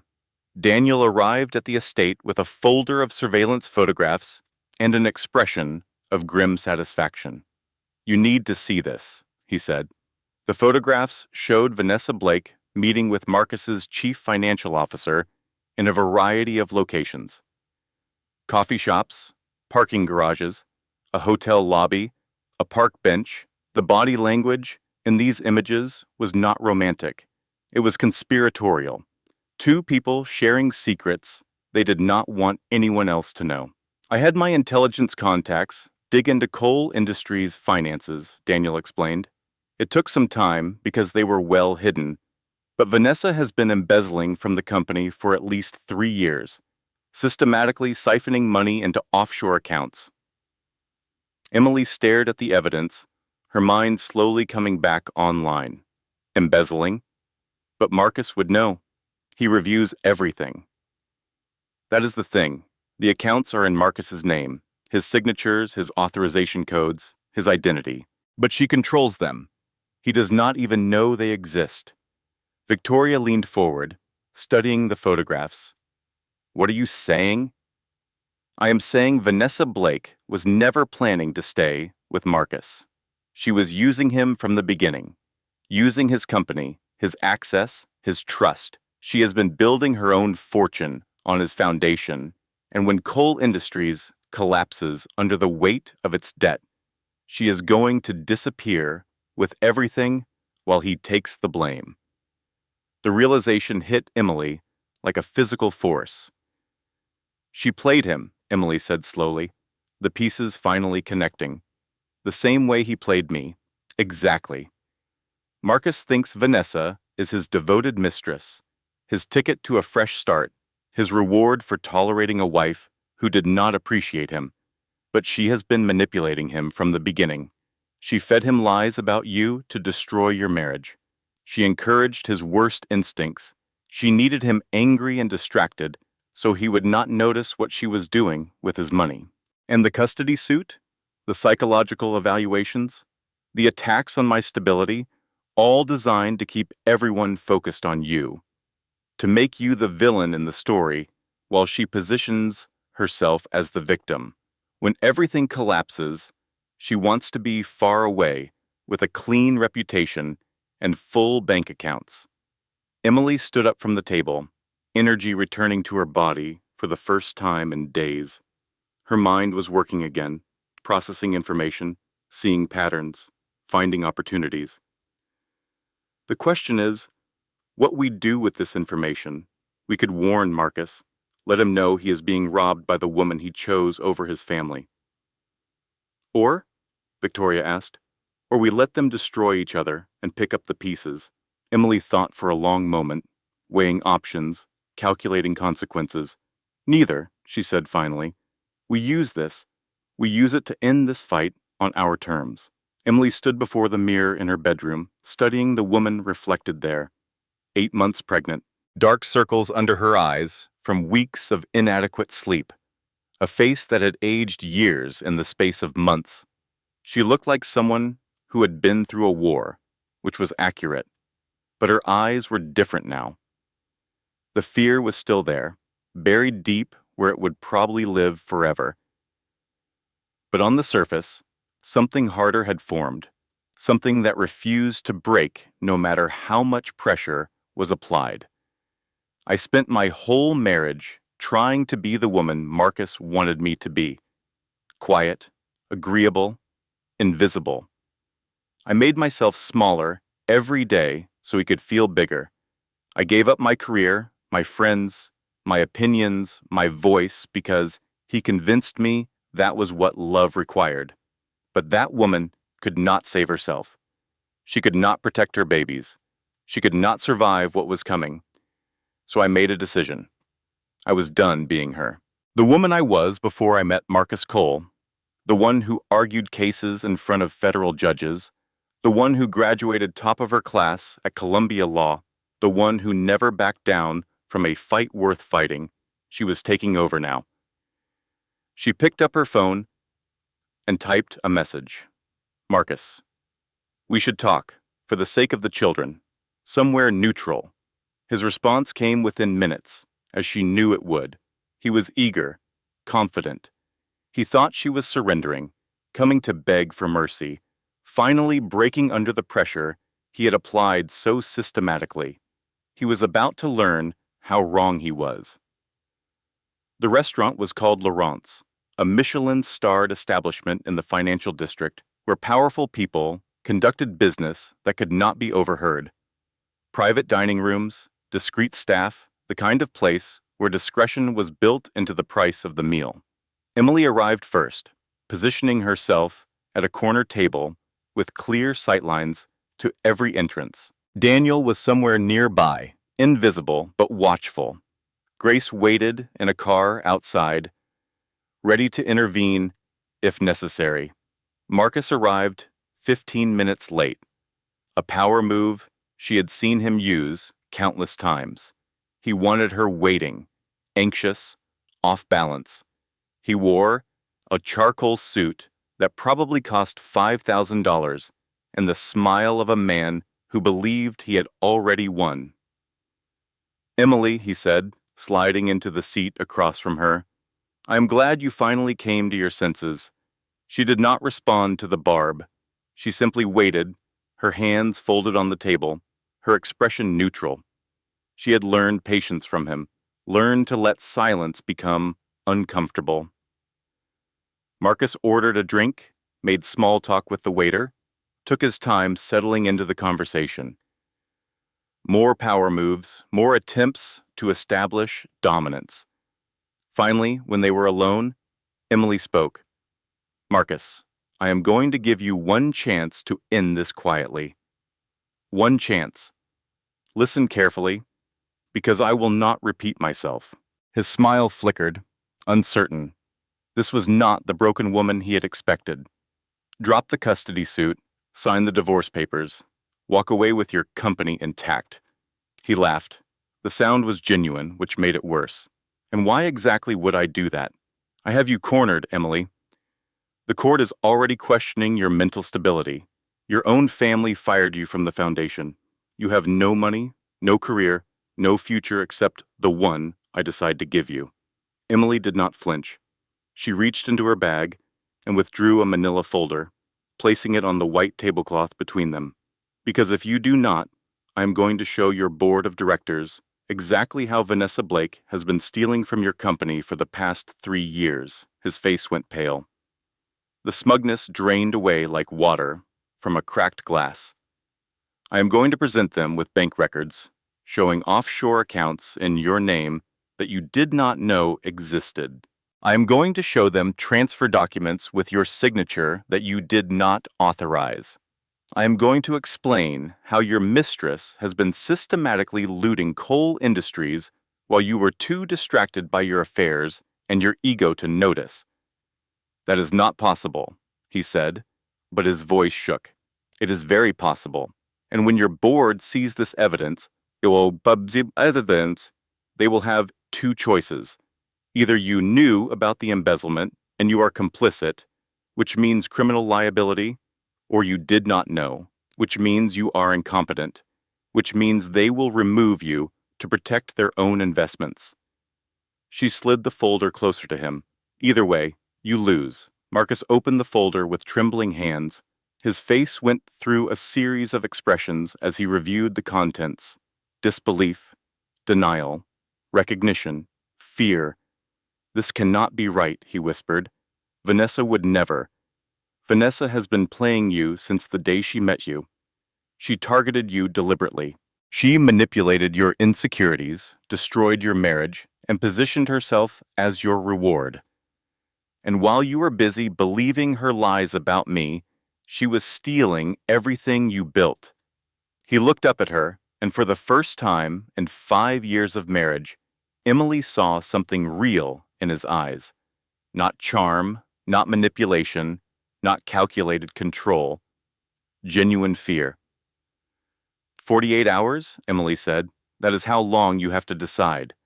Drop everything and walk away clean. Keep some dignity, keep some money, keep your freedom. She stood up from the table. Or fight me and lose everything, including your liberty, when the federal prosecutors start investigating financial fraud. Emily, wait, Marcus said. His voice had changed completely. The arrogance was gone. What remained was smaller, desperate. Please, can we talk about this? We just did. She walked out of the restaurant without looking back. The doorman held the door for her. The evening air was cool against her face. The city continued its business around her, indifferent to the battle that had just been decided. For 10 years, I made myself small so he could feel big. In 30 seconds, I reminded him that I was never small.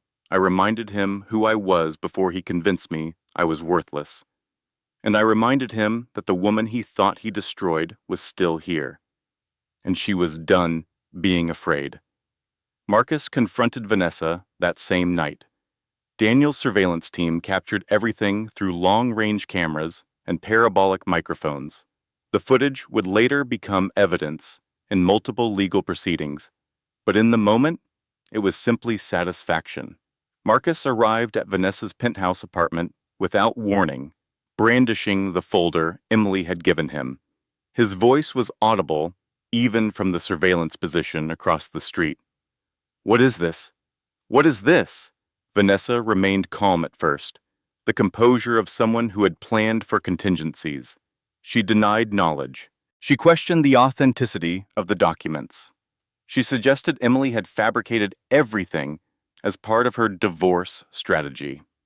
But Marcus was not accepting denials anymore.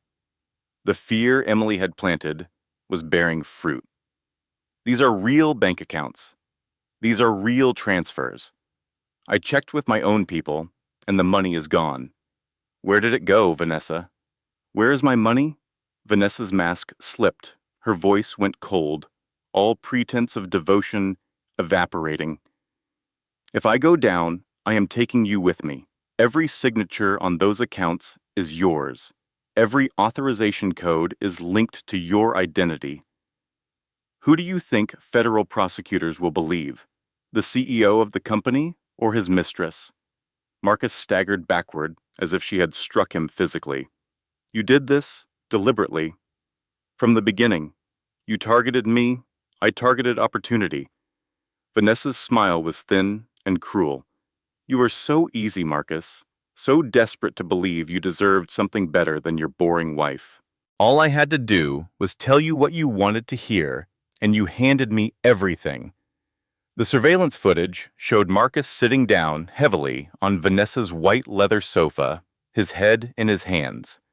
The master manipulator had been outmaneuvered by a better predator. The woman he threw away his marriage for had been playing him all along. Grace received the footage the next morning, delivered by Daniel on an encrypted drive. She watched it 3 times, her smile growing with each viewing. "So let me make sure I understand," she said when she called Emily. The mistress was systematically embezzling from the company. The CEO was too busy having an affair and harassing his pregnant wife to notice. And now they are both going to face federal charges. She laughed. A sound of pure professional satisfaction. This is the best romantic comedy I have ever seen, except it is real, which makes it even better. The board meeting was called for the following Monday. Emergency session. All members required to attend in person or via video conference. Emily did not attend. She did not need to. Richard III had spent weeks building relationships with key board members, demonstrating his concern for the company's stability, positioning himself as a voice of reason in troubled times. Victoria had shared carefully selected intelligence through social channels, ensuring the right people knew the right facts. Daniel had arranged for the financial evidence to reach board members through their own advisors, so it appeared to come from internal discovery rather than external attack. The meeting lasted 4 hours. When it ended, Marcus Cole was no longer the CEO of Cole Industries. He was escorted from the building by security, carrying a cardboard box of personal items while employees watched from office windows and lobbies. Some of them recorded the exit on their phones. By evening, the footage was on every social media platform, viewed millions of times. The mighty CEO brought low. Vanessa Blake tried to flee 2 days later. She made it as far as the security checkpoint at the international terminal, passport in hand, carry-on packed with essentials, first-class ticket to a country with no extradition treaty. Federal agents intercepted her at the gate. The charges included embezzlement, wire fraud, money laundering, and conspiracy. Her bail was set at $5 million, which she could not pay because the assets she had stolen were now frozen pending investigation. She was arrested in designer clothes and perfect makeup, mascara running down her face as she screamed that Marcus was the real criminal, that she was the victim, that none of this was fair. The footage made the evening news. Emily watched the coverage with her family gathered around her in Eleanor's living room. "She tried so hard to be you," Victoria observed. "Look how well that worked out." Emily shook her head slowly. She did not want to be me. She wanted what she thought I had. But she never understood that the Sinclair name is not about money or status or power. It is about integrity. It is about family. It is about standing together when things get difficult instead of running away. She looked around the room at the people who had saved her. Her mother, her sister, her brothers, her best friend. Vanessa never had that, and she never understood what she was missing. The legal resolutions came quickly after that. The custody suit was dismissed. The judge who had granted temporary orders reviewed the new evidence, the exposure of fabricated documents, the revelation of Marcus's manipulation, the pattern of deception that had characterized his entire approach. Every order was reversed. Emily's parental rights were fully restored. The psychological evaluations were terminated. The prenuptial agreement was invalidated 3 weeks later. Grace's arguments about coercion, inadequate disclosure, and unconscionable terms proved persuasive, especially in light of the broader pattern of manipulation that had now been established. Marcus pleaded guilty to lesser charges in exchange for cooperation in the federal case against Vanessa. His lawyers negotiated carefully, trading information for leniency. He avoided prison but lost everything else: his company, his reputation, his freedom to hurt anyone else. Emily signed the final divorce papers on a Tuesday morning, 8.5 months pregnant, sitting in Grace's office with a cup of tea going cold beside her. "It is done," Grace said. "You are free." Emily looked at the signature on the page. Her maiden name, Emily Sinclair.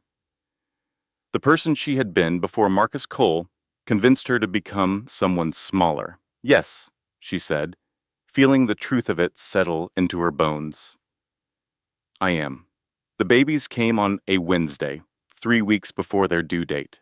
Emily felt the first contractions at 2 in the morning, a tightening pressure that started in her lower back and spread forward like a wave.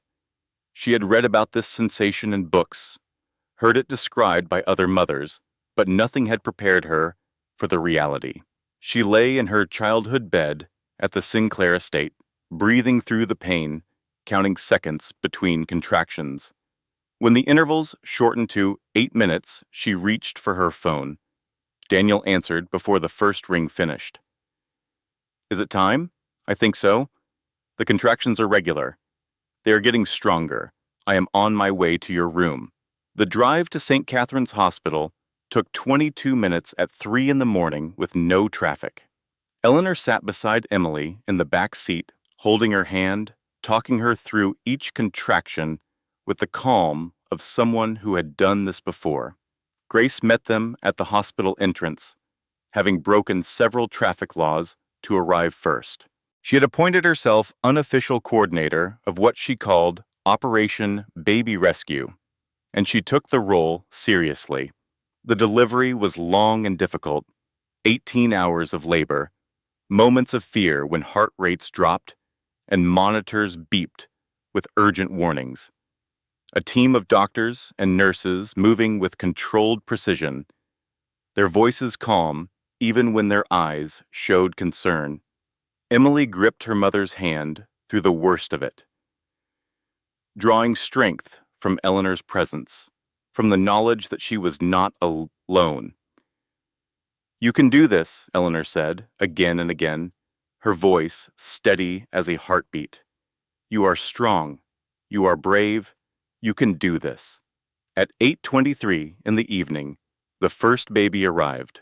A boy, 6 pounds and 4 ounces, with a full head of dark hair and lungs that worked perfectly well, announcing his arrival to the world with outraged screaming. "Henry," Emily breathed, tears streaming down her face as the nurse placed him on her chest. "His name is Henry." 26 minutes later, his sister followed. Hope was smaller, 5 pounds and 11 ounces, but just as determined.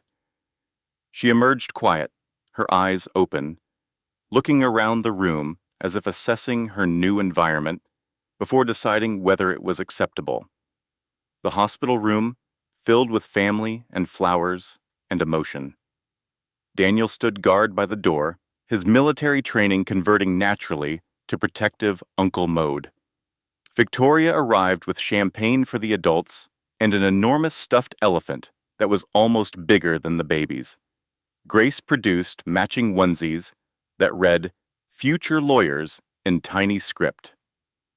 Richard III sent his love from Manhattan, along with a trust fund document that would ensure both children would never want for anything.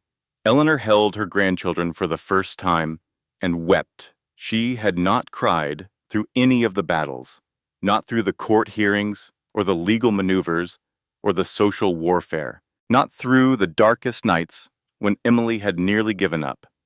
She had remained strong because her daughter needed her to be strong.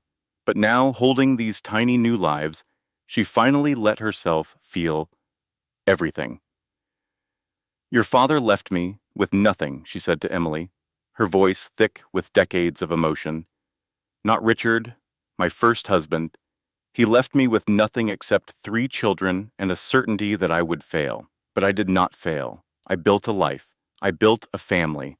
I built something that no one could destroy because it was not made of money or status or power. It was made of love and stubbornness and the absolute refusal to give up." She looked down at the babies, then back at her daughter. "You are doing the same thing. These children are going to grow up knowing what real strength looks like. Not the kind that hurts people, not the kind that controls and manipulates and destroys, the kind that protects, the kind that survives, the kind that loves." Emily took her children back, one in each arm, marveling at the weight of them. So small, so perfect, so completely dependent on her choices, her strength, her refusal to surrender. "We made it," she whispered to them. "All 3 of us. We made it." 1 year later, Emily stood in the lobby of a renovated building on the west side of the town. The building had been a warehouse once, then an abandoned shell, then a renovation project funded by the Sinclair Foundation. Now it was something new. A brass plaque beside the entrance read, "Second Chance Sinclair Legal Aid Clinic." Emily had reactivated her law license 6 months after the twins were born, passing the bar examination on her first attempt, despite a year of trauma and recovery. She had used her settlement from the divorce, the equitable distribution of marital assets that the invalidated prenup had entitled her to fund this project. A legal aid clinic specifically designed to help women facing what she had faced: domestic violence, financial abuse, legal systems that seemed designed to protect abusers rather than victims, women trapped in marriages they could not escape because they had no resources, no support, no one to tell them that they deserved better. Rachel Morrison had become the clinic's first official volunteer.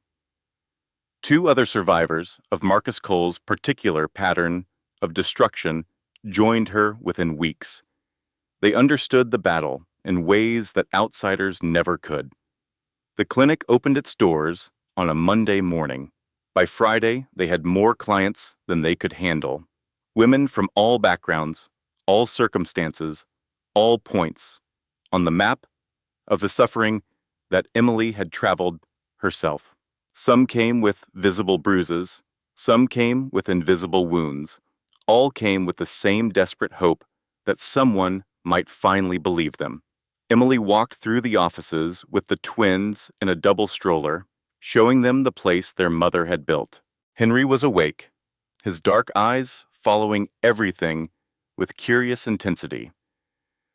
Hope had fallen asleep against her brother's shoulder, her small face peaceful. "This is where we help people," Emily told them, knowing they could not understand yet, but wanting them to hear the words anyway.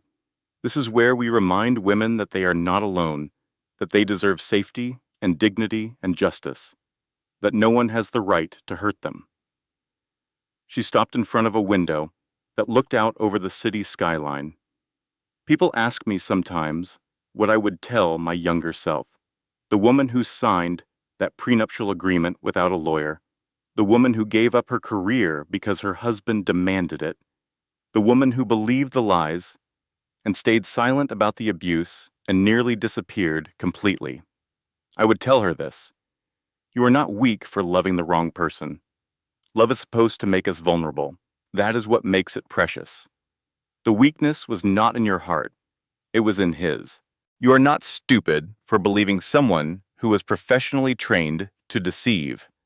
Manipulators succeed because they are skilled at manipulation. That is literally what defines them. The fault lies with the person who chose to lie, not the person who chose to trust. And you are not broken when you finally hit the floor.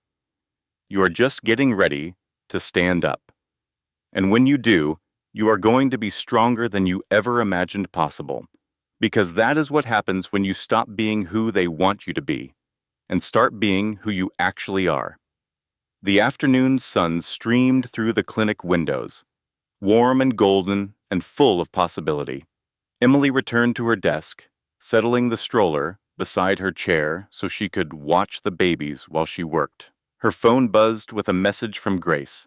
Another court victory. Another woman freed from another impossible situation.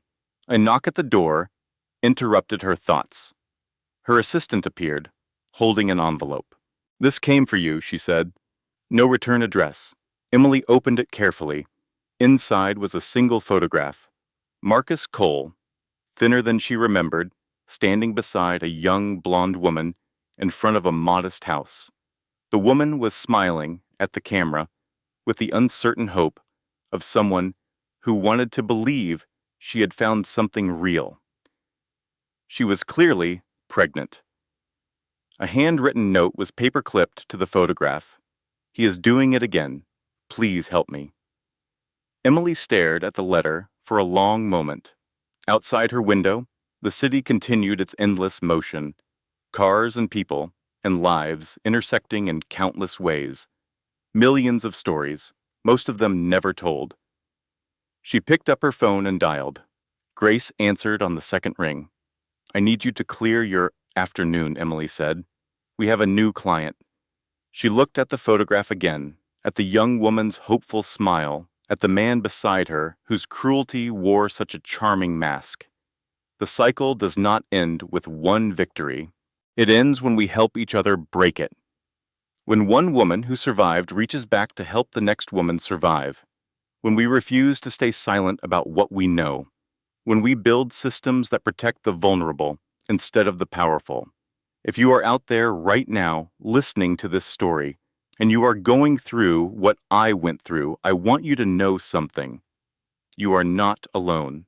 You are not crazy. You are not to blame. And there are people who will believe you, who will fight for you, who will stand beside you until you find your strength again. Your voice is your weapon. Use it. If this story touched something in you, if it reminded you of your own strength or gave you hope for someone you love, we would be so grateful if you could do 3 small things. First, drop a comment below. Tell us your favorite moment, or share your own story if you feel comfortable. This community is a safe space, and your words might be exactly what another listener needs to hear today. Second, if you know someone going through a difficult relationship, someone who feels trapped or alone or worthless, please share this story with them. You never know when a story can become a lifeline. And third, if you have not already, please subscribe to our channel and tap that notification bell. We release new stories every week, each one carefully crafted to entertain, inspire, and remind you that no matter what you are facing, you are not alone. Thank you for being here. Thank you for listening, and thank you for being part of this family. Now, let the story begin. Closing disclaimer: thank you for staying with us until the very end.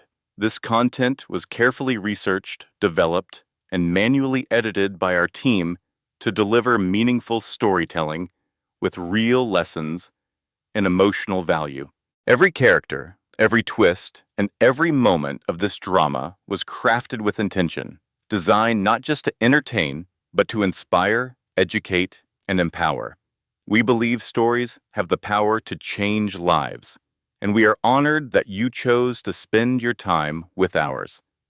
If this story moved you, please remember to like, comment, and subscribe. Your support helps us continue creating content that matters. Until next time, stay strong, stay kind, and never forget your worth.